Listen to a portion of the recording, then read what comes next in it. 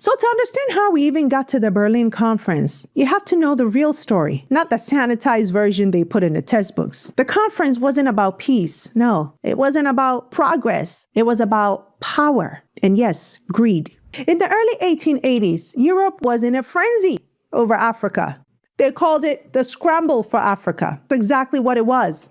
A race to grab land, resources, and markets before anyone else could. King Leopold II of Belgium played a major role in sparking the urgency.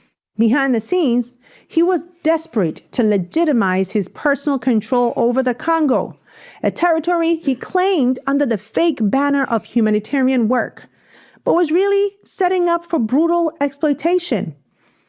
At the same time, Germany, under Chancellor Otto von Bismarck, was becoming a new rising power in Europe.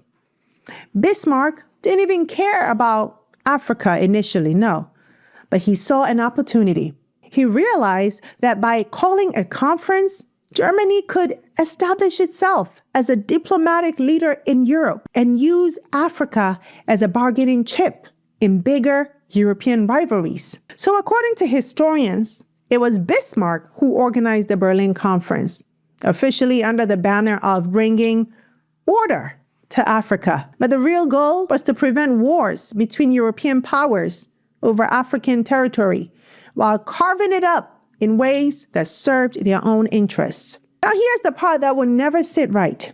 Not a single African leader, not a single African king, not a single African voice was invited to that table, that dinner table. 14 countries attended: Germany, France, Britain, Belgium, Portugal, Spain, Italy, the Netherlands, Austria-Hungary, Sweden, Norway, Denmark, Russia, the Ottoman Empire, and the United States. But not one African nation had a say. Well, it's not really a surprise, is it?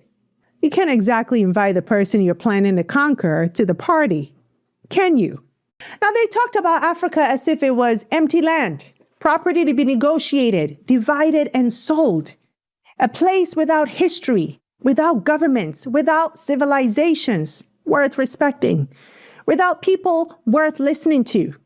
And my people, that right there tells you everything you need to know about the real foundations of the colonial system that would come after. It was never about partnership. It was about conquest, extraction, and control, dressed up in the language of civilization.